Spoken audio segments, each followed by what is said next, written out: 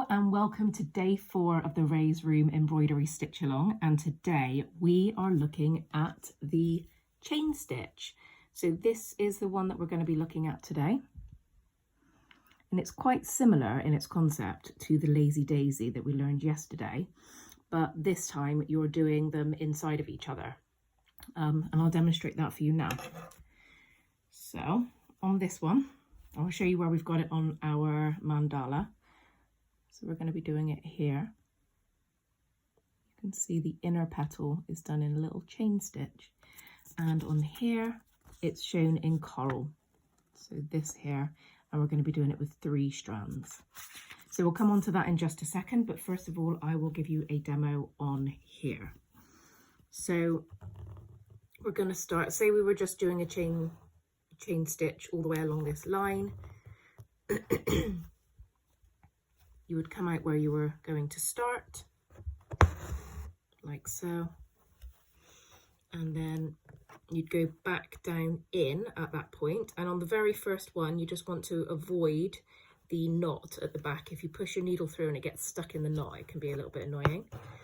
So pull that through, and then as we did yesterday, you would keep a loop like this and then come out inside of the loop as long as you want your chain stitch to be. So I might go a little bit bigger, so I'm going to go there for this one, and I'm going to pull that through, and there you've got your lazy daisy which is the one that we learned yesterday.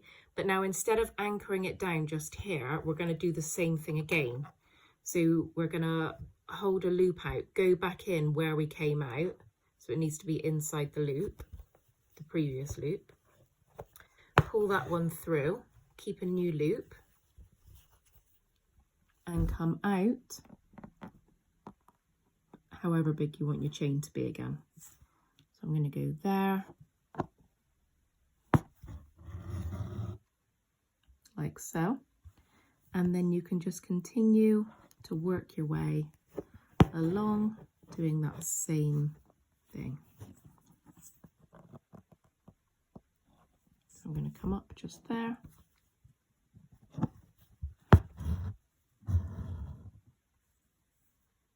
like so, and we'll do the same again.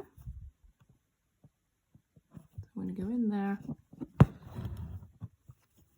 keep a loop, come up here,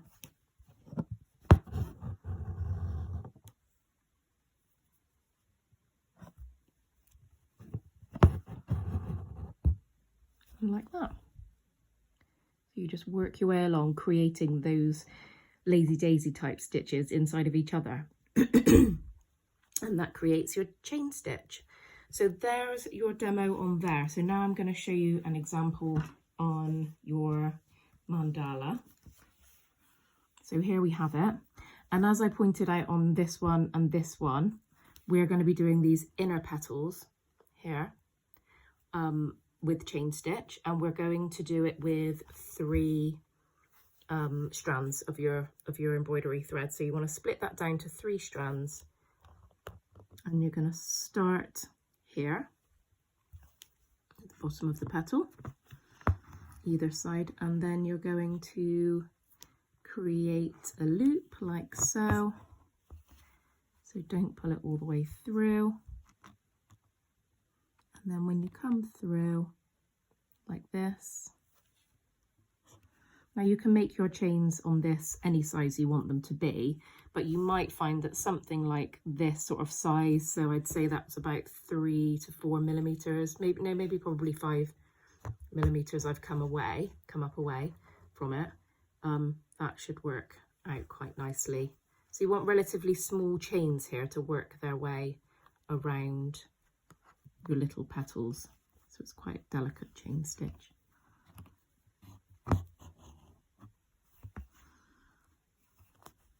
You just need to make sure that your loop is opened up over the area that you want to come out of. So if you've got your loop over here, but you're going to come out here, then you're going to miss it. So you need to make sure that your loop is around or over the area that you're going to come out so that it catches that loop.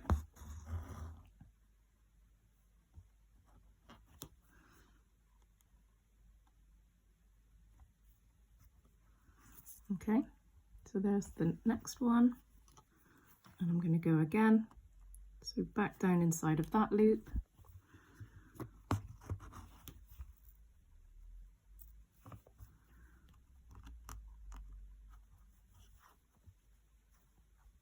like so, and again I'm going to take it to the point and then show you coming back down. So I'm going to go here,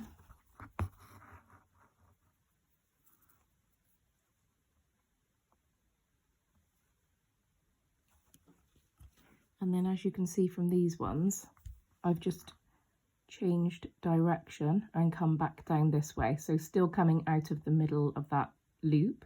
So I've gone up to here and then changed direction and come down here. So I'm going to do the same thing here. So I've got that one, and now I'm just going to change direction.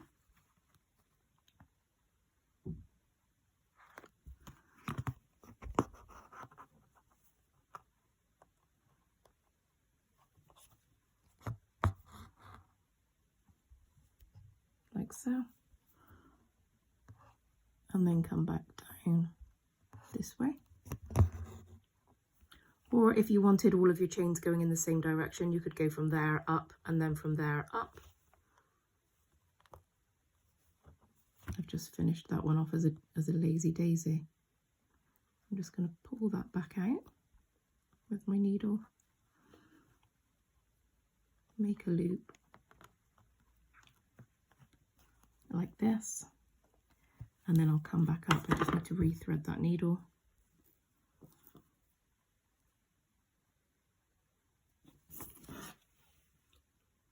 It needs to be closer to my face to be able to thread it. There we go.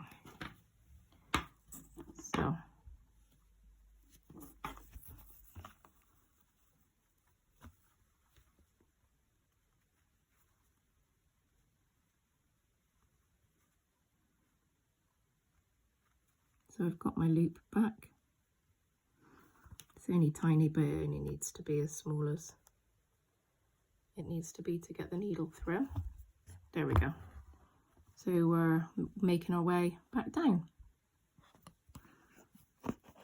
So I've got to keep short thread for this because otherwise I keep knocking the camera, but I am running low on thread now. So you tend to, with this one, like you could get a few more stitches in if you were doing a more simple stitch, but with the kind of stitches where you need a bit of thread to play with to create a loop or to create a knot or anything, which we're going to come on to tomorrow, you will find yourself running out of thread a little bit sooner. So you want a little bit more thread than usual in terms of the length of it. Okay, so it's getting really fiddly now because I haven't really got enough thread left, but I'm just going to do that one as another example for you. And there we go. So all you need to do is your chain stitches around here and here, so all of the inner petals, and that's it for day 4. So with 3 strands, all of these coral ones that are highlighted in coral, like this, along here. And that's it. So don't forget to join the Raise Room Crafters Facebook group for lots of inspiration and support on this particular project and lots of others. And I'll look forward to seeing you back here tomorrow for day 5.